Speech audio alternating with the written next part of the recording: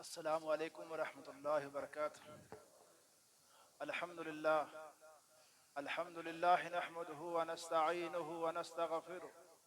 ونعوذ باللہ من شرور انفسنا ومن سیئات اعمالنا، من يهده الله فلا مضل له ومن يضلل فلا هادي له، ونشهد ان لا اله الا الله وحده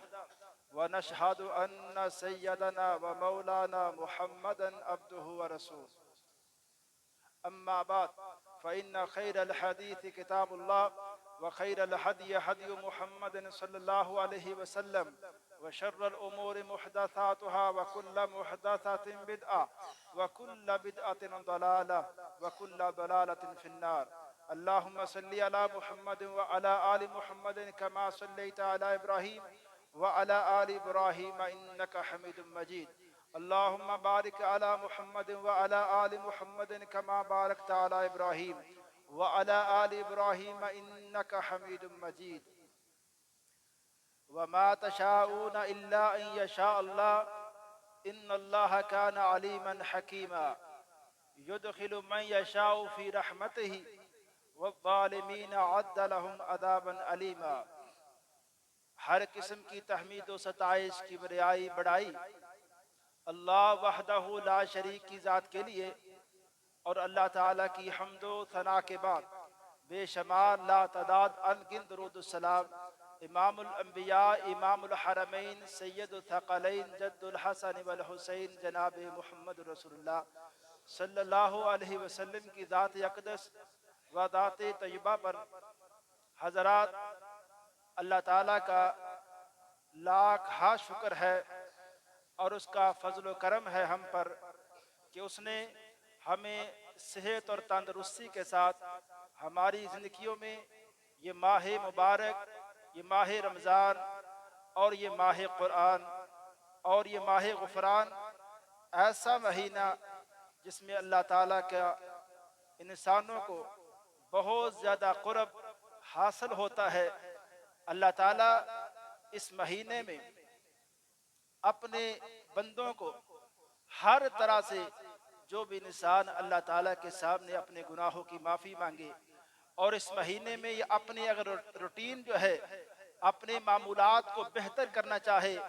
اللہ تعالیٰ نے اسلام کے احکامات میں جو کچھ ہدایات اور تعلیمات اس ماہ اور اس مہینے کے متعلق دی گئی ہیں، اگر کوئی انسان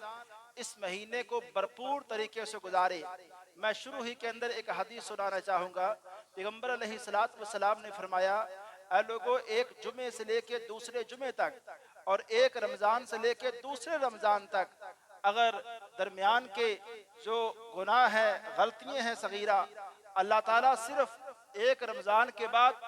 دوسرے رمضان کے روزے رکھنے کی وجہ سے اللہ تعالیٰ پورے سال کی خطائیں، غلطیاں اللہ تعالیٰ معاف فرما دیتے ہیں. اسی طرح جو ایک جمعہ ہے اس کے بعد دوسرا جمعہ جب آتا ہے، ایک بندہ اس جمعے کو مکمل اس کے آداب کے ساتھ ادا کرتا ہے،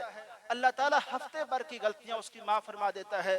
آپ اس حدیث پر ذرا غور کریں، یہ کیوں ترغیب دی گئی ہے، یہ کیوں شوق دلایا گیا ہے؟ اس لیے یہ شوق دلایا گیا ہے کہ رمضان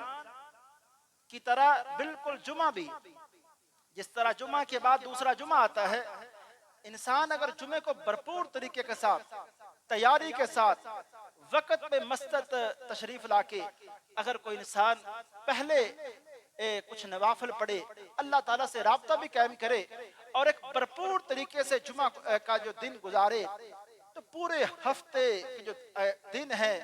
ان دنوں پہ اس جمعے کا اثر رہتا ہے. اسی طرح یہ جو 11 مہینوں کے بعد ایک 12واں مہینہ ہے ماہ مبارک ماہ رمضان کا، اگر کوئی انسان اس مہینے کو بھرپور طریقے سے اور اپنی صحیح طرح تربیت کر کے اور صحیح طرح اپنی کچھ نیکیاں جو وہ اس مہینے میں شروع کرتا ہے اور پختہ ارادہ کر کے کہ ان نیکیوں کو میں نے اگلے 11 مہینے جو ہیں وہ میں نے ان کو جاری رکھنا ہے، اور جو عادت میں اس مہینے میں بنا چکا ہوں اچھی، وہ عادات میں نے 11 مہینے جاری رکھنی ہے، اور جو کچھ غلطیاں کوتاہیاں میرے اندر تھیں میں نے اس رمضان میں وہ آج چھوڑ دی ہیں۔ میں نے کوشش کرنی ہے کہ وہ 11 مہینے وہ عادات، وہ بری عادات جو میرے اندر تھیں، میں جانتا ہوں یہ میرا رب جانتا ہے، میں نے تہیہ کیا، میں نے ارادہ کیا، پورا مہینہ ان برائیوں سے دور رہا، تو آج تو مجھے مہینے کے بعد تو ان برائیوں سے دور رہنے کا عادی ہو جانا چاہیے۔ اللہ تعالیٰ نے یہ جو مہینہ ہے ہماری تربیت کے لیے، ہمیں اس آخرت کے دن کے لیے تیار کرنے کے لیے، یا اس آخرت کی فکر دوبارہ ہمارے ذہنوں میں دلوں میں بیدار کرنے کے لیے یہ مہینہ ہمارے لیے رکھا ہے۔ اس مہینے کی ہم ہر طرح سے قدر کریں، اس کا ایک ایک لمحہ ہم ایسے گزاریں کہ اس کا دوسرے لمحے کے حوالے سے ہمارے اوپر اثر ہو۔ تو میرے بھائی، یہ جو ماہ مبارک ہے اس کے حوالے سے اللہ تعالیٰ نے کیا خوبصورت بات فرمائی ہے، یا ایھا الذین آمنوا کتب علیکم الصیام کما کتب علی الذین من قبلکم لعلکم تتقون۔ ایمان والو، روزے تم سے پہلے لوگوں پر بھی فرض کیے گئے تھے، تم پر بھی فرض ہیں، لیکن روزوں کا مقصد اللہ فرماتے یہ ہے انسان یہ اپنے آپ سے سوال کرتے رہیں، اپنے آپ سے پوچھتے رہیں، اپنا محاسبہ کرتے رہیں کہ یہ روزہ جو اللہ فرماتے ہیں کہ روزے کا مقصد میں نے یہ رکھا ہے کہ تمہارے دلوں میں وہ ڈر، وہ خوف، وہ تقوی کیا ہوتا ہے، وہ ڈر، اس کی تعریف یا اس کا مفہوم ہمارے ذہنوں میں کیا ہونا چاہیے۔ اللہ فرماتے ہیں روزے اس لیے رکھو، اس لیے فرض کیے گئے ہیں تاکہ تمہارے دلوں میں میرا حقیقی ڈر، وہ خوف، وہ اچھی طرح پیدا ہو جائے۔ اور اللہ تعالیٰ نے ویسے بھی تمام عبادات کا جو بنیادی تصور قرآن میں پیش کیا ہے وہ یہی پیش کیا ہے کہ کیونکہ شروع قرآن کے اندر پہلے سپارے کے بالکل آغاز میں کیا دیا تھا، یا ایھا الناس اعبدوا، اے لوگو اپنے رب کی عبادت کرو، اور اس عبادت کا بھی مقصد یہ بیان کیا لعلکم تتقون۔ قربانی کی بات دیکھیں، لن ینال اللہ لحومها ولا دماؤها ولکن ینالہ التقوی منکم۔ اللہ کہتے ہیں بڑے سے بڑے جانور ذبح کرو، میں نے یہ اللہ کہتے ہیں نہیں دیکھنا کہ کسی نے کتنا بڑا جانور ذبح کیا ہے، میں نے صرف یہ انسان کے دل میں دیکھنا ہے کہ ذبح کرتے وقت اس کے دل میں میرا ڈر، خوف کتنا پیدا ہوا، اس قربانی نے اس کے اوپر میرے حوالے سے کیا اثر پیدا کیا۔ یہی روزہ ہے، یہی میرے بھائی رات کا قیام ہے، تراویح ہے، یہ عبادات ہیں، یہ روزہ ہے۔ اس کو میرے بھائی آج ہم فیصلہ کریں کہ ان کو اپنے اوپر بوجھ نہ سمجھیں، ان کو ایسے خام خواہ کا ایک ایسے نہ سمجھے کہ ہمارے پاس شیڈول میں آ رہا تھا بس روزے رکھے۔ ہم اپنے روزوں کی بات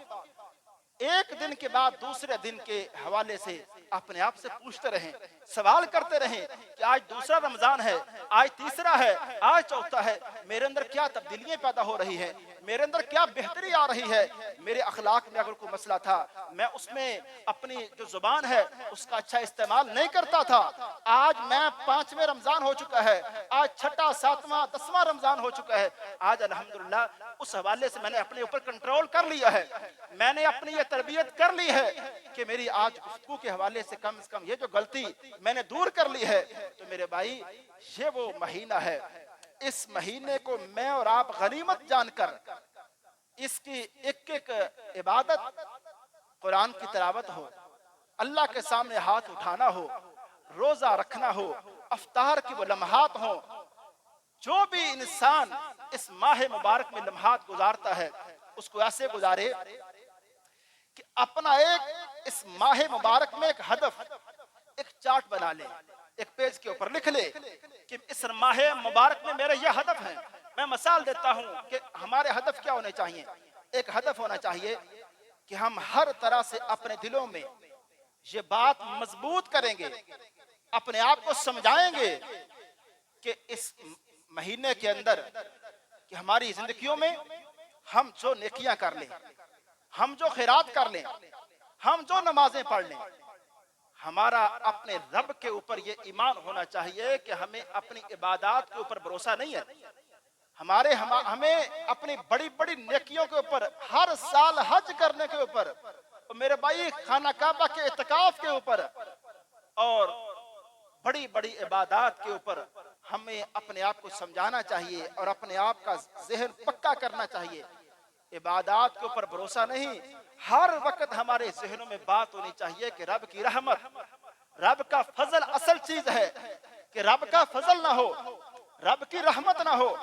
ہماری عبادات اللہ چاہے تو قبول نہ کرے۔ اللہ چاہے ہمارے مہینوں کے روزے اگر اللہ تعالیٰ کو پسند نہ آئے، دیکھیں نا،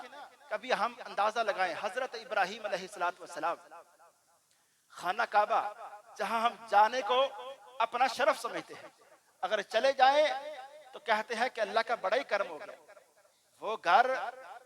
جس پیغمبر نے بنایا اپنے بیٹے کو لے کے، مستری بن کے، مزدور بن کے باپ بیٹے نے اس خانہ کعبہ کو تعمیر کیا۔ تعمیر کرنے کے بعد انہوں نے کیا کہا؟ ربنا تقبل منا، اللہ یہ اتنا بڑا تیرا گھر جیسے ہم سے ہو سکا خوبصورت سے خوبصورت کر کے بنایا۔ اللہ خانہ کعبہ بنایا، عام مسجد نہیں میرے بھائی، اللہ کا وہ گھر مسجد حرام، 1,00,000 نماز کا ثواب ملتا ہے۔ آپ اندازہ لگائیں، حضرت ابراہیم علیہ السلام نے اگر وہاں اس خانہ کعبہ کی بنیادیں انہوں نے رکھی ہیں، پہلی مرتبہ گھر انہوں نے بنایا ہے، تو ہمارا ایمان ہے کہ آج قیامت تک ابراہیم علیہ السلام سے لے کے آج قیامت تک جو بندہ بھی وہاں نماز پڑھے گا، جہاں اس بندے کو ثواب ملے گا، ابراہیم علیہ السلام کو بھی ثواب ملے گا، کیونکہ پہلی مرتبہ اس گھر کی بنیاد تو ابراہیم نے رکھی علیہ السلام۔ اتنا بڑا کام، اور ابراہیم اللہ تعالیٰ کے اتنے محبوب بندے، وہ بھی کہتے ہیں اللہ اتنا بڑا کام اگر ہم نے کر لیا ہے، اس میں ہم اللہ کہتے ہیں ربنا تقبل منا، اللہ تو ہم سے اس کو قبول کر لے۔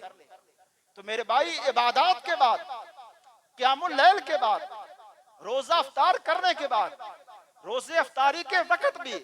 اللہ سے یہی دعا کرے، اللہ ہمیں پورا دن جو روزہ رکھا، اللہ ایک گزارش یہ کہ اس کو قبول فرما لے، اللہ قبول فرما کے ہم سے راضی بھی ہو جائے۔ اصل اپنے اندر جتنی نرمی پیدا کریں گے اپنے رب کے حوالے سے، اپنے دل کی کیفیت جتنی تبدیل کریں گے، اصل روزے کا مقصد وہ ہونا چاہیے۔ اگر دل کی سختی اسی طرح ہے، اگر آپ کے معاملات زندگی بالکل اسی طرح ہیں، رمضان سے جس طرح پہلے تھے رمضان کے بعد بھی اسی طرح ہیں، تو پھر آپ سمجھیں اللہ تعالیٰ قرآن پاک کے اندر اس حوالے سے فرماتے ہیں اِنَّ هَٰذِهِ تَذْكِرَةٌ فَمَنْ شَاءَ اتَّخَذَ إِلَىٰ رَبِّهِ سَبِيلًا۔ اللہ فرماتے ہیں یہ قرآن یہ لوگوں کے لیے ایک واضح نصیحت ہے، اب جس بندے کا جی چاہتا ہے اس قرآن سے نصیحت حاصل کر لے۔ اس کے بعد اللہ کیا فرماتے ہیں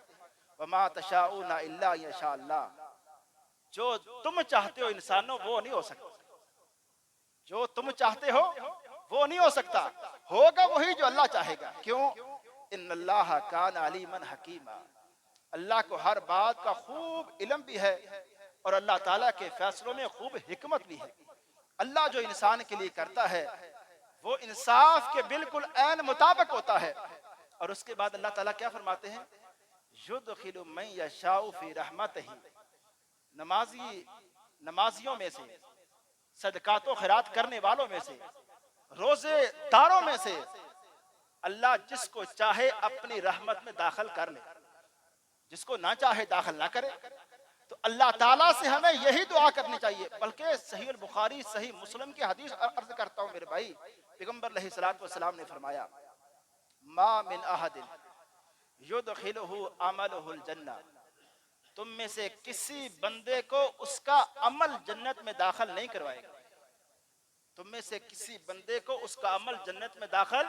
نہیں کروائے گا۔ قربان جائیں، پھر صحابی نے سوال کرنے میں بھی کمال کیا، انہوں نے کہا ولا انت یا رسول اللہ، اللہ کے رسول آپ کا معاملہ بھی ایسا ہی ہے کیا؟ آپ بھی یہی بات کہتے ہیں؟ آپ آخر زمان پیغمبر، آپ شافع محشر، مقام محمود آپ کو دیا جائے گا، اللہ تعالیٰ کے سب سے محبوب پیغمبر، انسانیت میں اللہ تعالیٰ کو سب سے محبوب شخصیت پیغمبر، آپ کا معاملہ بھی یہی ہے کہ آپ کو بھی اپنے عملوں پہ بھروسہ نہیں، رب کی رحمت پہ توکل ہے۔ کہا ولا انا، اے لوگو جی بالکل ایسے ہی ہے، مجھے بھی اپنے عملوں پہ بھروسہ نہیں، رب کی رحمت کی امید ہے، رب کی رحمت کے والے سے مجھے یقین ہے کہ اللہ کی رحمت ہوئی تو آگے معاملات اللہ تعالیٰ میرے آسان سے آسان وہ عظمت والے مقامات مجھے اللہ اپنی رحمت سے عطا فرمائے گا۔ تو میرے بھائی اپنے اعمال کرنے کے ساتھ ساتھ یہ جو ہمارے اندر ایک طبیعت پیدا ہو جاتی ہے نا کہ ہم اپنی نیکیوں کو زیادہ اپنے مجلسوں میں بیان کرتے ہیں، میں نے ایسا کیا، میں نے ویسا کیا۔ تو میرے بھائی جیسے ہی کو بندہ بعض اوقات آپ تذکرہ نہ بھی کریں، اگلا بندہ کہتا ہے میں نے دیکھا تھا آپ نے یہ عمل کیا تھا، میں نے فلاں وقت دیکھا تھا آپ نے یہ اچھی بات کہی تھی، میں نے دیکھا تھا آپ نے فلاں بندے کے ساتھ ایک اچھا رویہ اپنایا تھا۔ آپ کا وہ فوراً رد عمل یہ ہونا چاہیے، اپنے اندر کیفیت یہ پیدا کریں کہ یہ سب کچھ میرے رب کا فضل ہے، میرے رب کا کرم ہے، میرے رب کی رحمتیں ہیں۔ میرے سے زیادہ لائق، میرے سے زیادہ سمجھدار لوگ، میرے سے زیادہ خوشحال لوگ وہ اس میرے محلوں میں میرے ساتھ رہنے والے ہیں۔ یہ نعمتیں، یہ کرم و فضل ان کو نہیں ملا، مجھے ملا ہے، تو میرے اوپر میرے رب کا کرم ہے۔ تو ہمیں رمضان کے اندر اپنا پہلا ہدف یہ رکھنا چاہیے، اپنی عبادات کے ساتھ ساتھ ہم اپنے آپ کو اس کام کے لیے تیار کریں گے اور اپنی ذہن سازی کریں گے کہ ہمیں ہر عمل کے بعد اللہ تعالیٰ کی رحمت کا سوال کرنا چاہیے اور اللہ تعالیٰ سے قبولیت کا سوال کرنا چاہیے، اور اس کے فوراً بعد ہم ایک دوسرا ہدف یہ رکھیں اپنی ذات کے اوپر، اپنی ذات کے اوپر یہ عادت بنائیں کہ اللہ تعالیٰ کو حاکم بنائیں، اپنے آپ کو تیار کریں کہ اپنے آپ کو یہ سمجھائیں کہ میرے بارے میں ہر طرح کا فیصلہ، حلال کا، حرام کا، جائز کا، ناجائز کا، کیا کرنا ہے کیا نہیں کرنا، اس کے سارے فیصلے میں اپنے رب سے لوں گا۔ یہ ساری حاکمیت میرے ذات کے اوپر، ہر طرح کی بادشاہی، حکمرانی، یہ صرف میرے رب کی ہے۔ میں پیغمبر علیہ الصلوۃ والسلام سے ہدایات لے کے، میرے بھائی اصل مسلمانی، اصل ایمان یہی تو ہے کہ ہم نے جو ایسے کہہ دیا کہ اشہد ان لا الہ الا اللہ واشہد ان محمد عبدہ ورسولہ، یہ کچھ جملہ میرے بھائی صرف اس کا یہ مفہوم یہ ہے کہ اللہ میں گواہی دیتا ہوں آج کے بعد میرے رب کے علاوہ میرا کوئی معبود نہیں، اور آج کے بعد محمد صلی اللہ علیہ وسلم کے علاوہ میرا کوئی رہنما نہیں۔ تو میرے بھائی زندگی میں یہ جو ہم نے ایک کلمہ پڑھا تھا، ایک ارادہ تہیہ کیا تھا اور ایک فیصلہ کیا تھا، زندگی میں آج کے بعد میں رہنمائی کسی اور سے نہیں لوں گا، زندگی میں آج کے بعد میری زندگی میں کسی اور کو معبود ہونے کا حق حاصل نہیں ہے۔ میری زندگی میں ہر طرح کا حلال، ہر طرح کا حرام، ہر طرح کے جائز ناجائز کے فیصلے میں اپنے رب سے لوں گا، اور رب کے فیصلے قرآن پاک کے اندر موجود ہیں، وہاں سے پڑھ کے میں ہدایات لوں گا۔ میرے رب نے میرے لیے کیا حلال کیا ہے، کیا حرام کیا ہے، مجھے کن باتوں کا حکم دیا ہے۔ اور مفسرین نے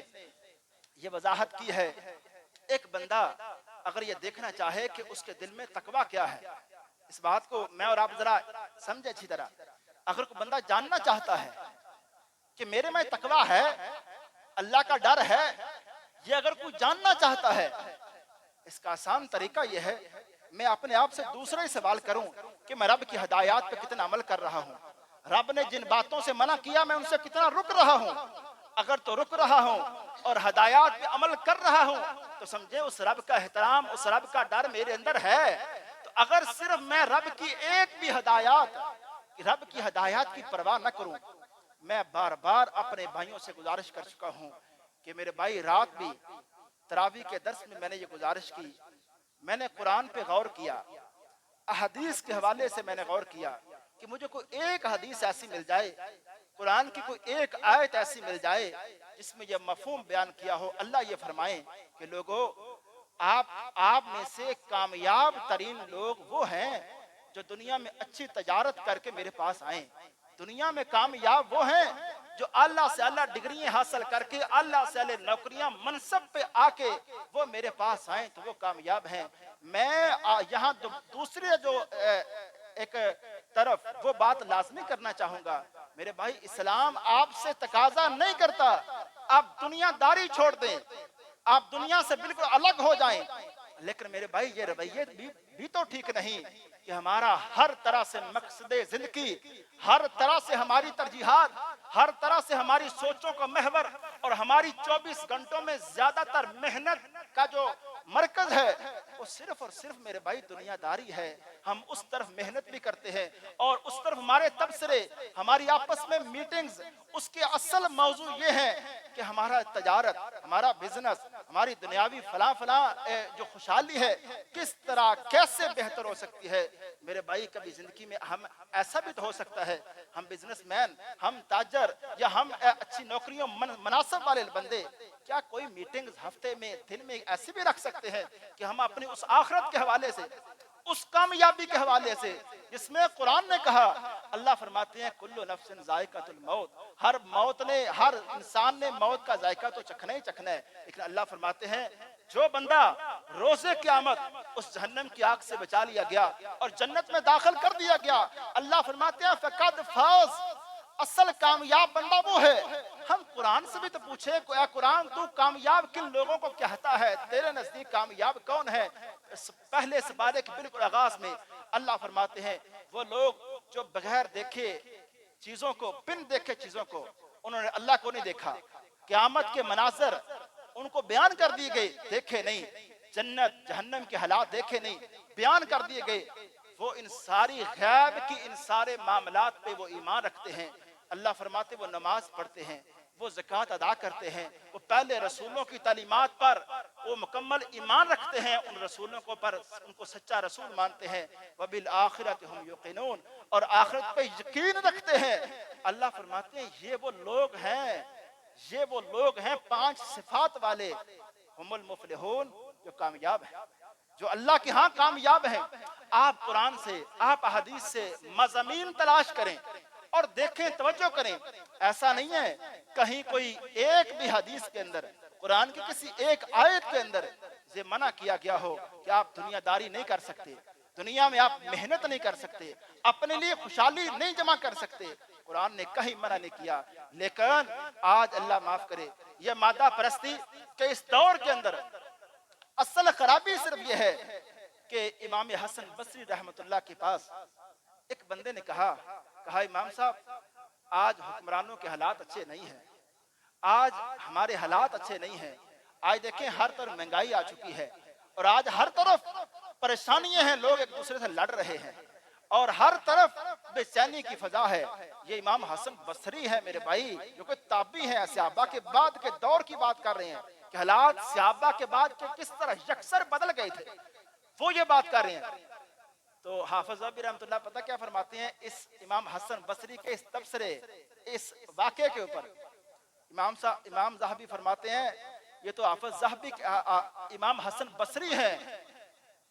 جن کے جو تابعین کا دور ہے، وہ یہ کہہ رہے ہیں، شکوے کر رہے ہیں کہ یہ مہنگائی ہے، یہ حکمرانوں کے یہ حالات ہیں۔ آج حافظ ذہبی 8ویں صدی کے امام ہیں، حافظ ذہبی کہتے ہیں اگر وہ 8ویں صدی میں امام حسن بصری آ کے دیکھتے تو ان کے شکوے زیادہ ہوتے۔ تو پھر ایک عربی کتاب کے اندر میں نے پڑھا، حال ہی کے اندر انہوں نے کتاب لکھی، وہ کہتے ہیں کہ اگر حافظ ذہبی آج 2025 کے اندر آ کے دیکھتے دنیا کے حالات، وہ پتہ نہیں کیا کہتے۔ تو آج امام حسن بصری، اصل بات یہ عرض کرنا چاہتا ہوں، امام صاحب سے پوچھا گیا امام صاحب مہنگائی ہے، یہ پریشانیاں دنیا کی، یہ فلاں معاملات درست نہیں ہے۔ کہا لوگو اس بارے میں بہت فکر کرتے ہو کہ مہنگائی ہے، اس بارے میں بڑے فکر میں ہو کہ ہمارے حکمران ٹھیک نہیں ہیں،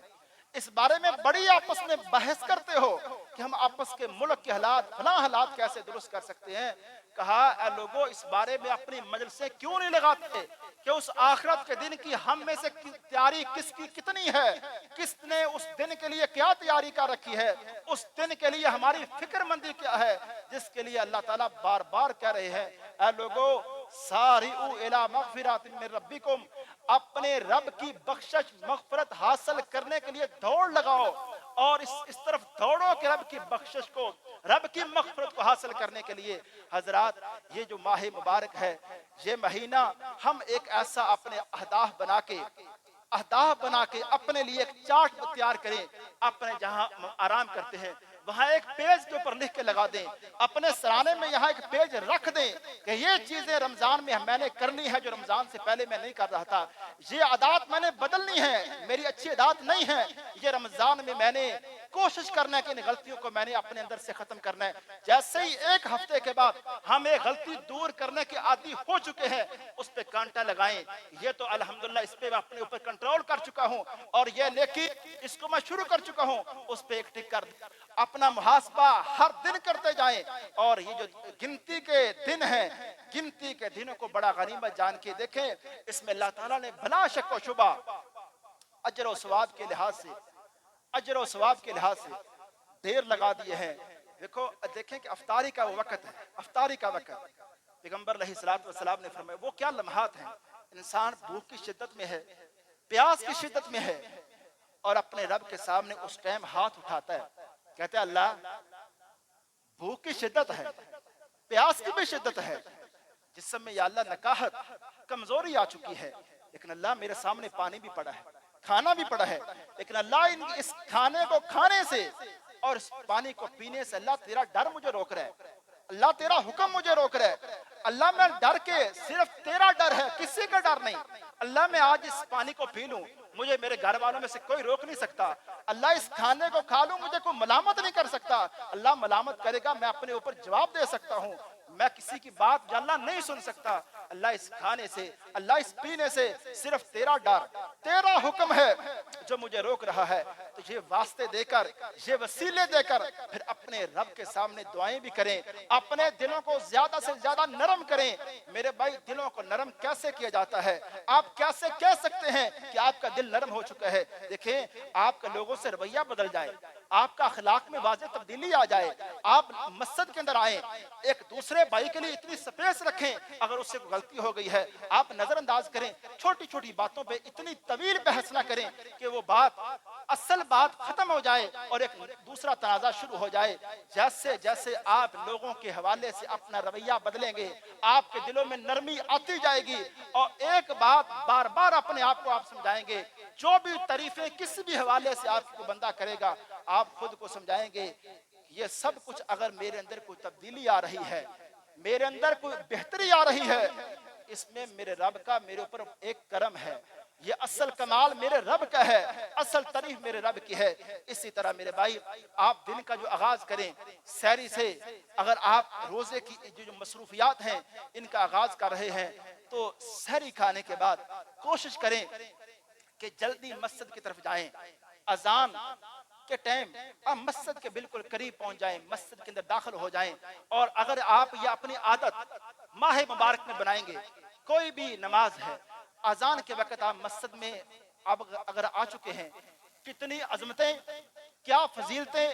آپ کو حاصل ہو جائیں گی, ذرا آپ شمار کرتے جائیں.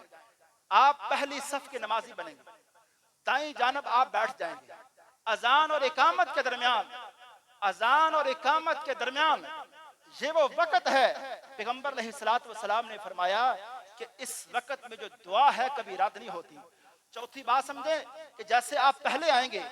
آپ نوافل پڑھنے کی عظمت کو حاصل کریں گے. پانچویں بات, آپ جب نوافل پڑھ چکے ہوں گے اور ابھی وقت باقی ہوگا, نماز کے انتظار میں بیٹھیں گے, تو پیغمبر علیہ الصلوۃ والسلام کا فرمان کیا ہے, جب ایک نمازی نماز کے انتظار میں بیٹھتا ہے, اللہ کے فرشتے وہاں آ کے کہتے ہیں اللہم اغفر لہ, اللہم ارحمہ, اللہ اس بندے کو بخش دے, اللہ اس بندے پہ رحم فرما دے جو تیرے سامنے کھڑے ہونے کے لیے اللہ انتظار کر رہا ہے. اور پیغمبر کی چھٹی ایک فضیلت حدیث کے مطابق آپ سمجھیں, آپ نے فرمایا جو بندہ نماز کے انتظار میں بیٹھتا ہے وہ حقیقت خود کو ایسے سمجھے جیسے وہ نماز پڑھ رہا ہے. اور اس جیسے ایک بندہ وقت پہ آ کے مسجد کے اندر بیٹھے گا, اذان کے ٹائم مسجد کے اندر آئے گا, تو سمجھیں وہ بندہ آئے گا جس کو مستوں کے ساتھ ایک محبت ہے, مستوں کے حوالے سے اس کے دل مستوں مساجد کے ساتھ جڑ چکے ہیں. تو اس بارے میں پیغمبر علیہ الصلوۃ والسلام کا کیا شاندار فرمان ہے. فرمایا روز قیامت اللہ کے عرش کے نیچے 7 بندے ہوں گے, اس دن کوئی سایہ نہیں ہوگا, اور کوئی سایہ نہیں سوائے اللہ کے عرش کا. اور 7 بندوں میں سے جو وہ خوش نصیب بھی شامل ہے, فرمایا کہ وہ بندہ جو روزے کے دنیا کے اندر رہتے ہوئے وَرَجُلٌ قَلْبُهُ مُعَلَّقٌ فِي الْمَسَاجِدِ, جس کا دل مستوں کے ساتھ جڑ جائے وہ بندہ بھی روز قیامت اللہ کے عرش کے سائے کے نیچے ہوگا۔ تو یہ عظمتیں، یہ رفعتیں، یہ فضیلتیں جو بندہ ہم کچھ عادات اپنی تبدیل کر کے، اور اس کے ساتھ ساتھ مجھے یہ بات بھی یاد آئی، یہ ساری فضیلتیں حاصل کرنے کے ساتھ ساتھ تکبیر تحریمہ والی فضیلت اس کو بھی آپ حاصل کریں گے، اور اپنے دلوں کو مستوں کے اندر بیٹھ کے جمعے سے پہلے جو لوگ آ جاتے ہیں، میں آپ بھائیوں سے بھی گزارش کروں گا جہاں بھی جمعہ ادا کریں 2 رکعتیں پڑھ کے نہ بیٹھیں، 2 4 6 8 جتنی بھی رکعات، 2 رکعتیں تو جمعے سے پہلے کم از کم ہیں، لیکن اس سے زیادہ کتنی ہیں یہ پیغمبر علیہ السلام نے اس بارے میں کوئی حد بندی نہیں کی۔ آپ سے پوچھا گیا جمعے سے پہلے نماز کتنی ہے، فرمایا جتنی جس کے مقدر میں نماز ہے پڑھے، اور بخاری کے اندر صحابہ کرام سے 8 رکعتیں، اور اگر تابعین کی بات کروں تو 34 رکعات تک جمعے سے پہلے پڑھنا ثابت ہے۔ آپ جمعے کے دن کو اتنا بھرپور پیغمبر علیہ السلام پر درود یہ نیت رکھ کے پڑھے، پیغمبر پر جب درود پڑھے ذہن میں یہ تصور لائیں کہ اللہ کے رسول کے ہمارے پر بڑے احسانات ہیں، آپ کے ہمارے اوپر بڑی مہربانیاں ہیں، آپ نے امت کے لیے جو محنت کی ہے وہ سب کچھ ذہن میں رکھ کے پیغمبر کا ایک لذت لے کے پیغمبر کے اوپر درود پڑھیں۔ اور حافظ ابن القیم کی اس بات کو ذہن میں رکھے، حافظ کہتے ہیں زندگی میں میری جتنی سانسیں ہیں، میری جتنی سانسیں ہیں، ہر سانس بدلے پیغمبر پر درود پڑھ، پیغمبر کا میرے اوپر جو حق ہے وہ ادا کرتا۔ تو ہم رمضان کو انشاءاللہ بھرپور سے بھرپور انشاءاللہ ادا کرنے کی کوشش کریں گے، اور اپنے اہداف مقرر کر کے انشاءاللہ، اور اس کے لیے پھر ہم اپنے اس اہداف کو رمضان کے آخر میں اپنا محاسبہ کر کے مکمل کرنے کی انشاءاللہ کوشش کریں گے، اور اس بارے میں اپنے اہداف کو مکمل کرنے کے حوالے سے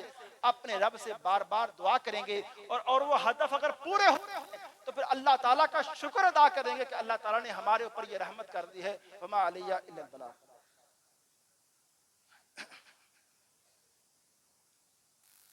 الحمدللہ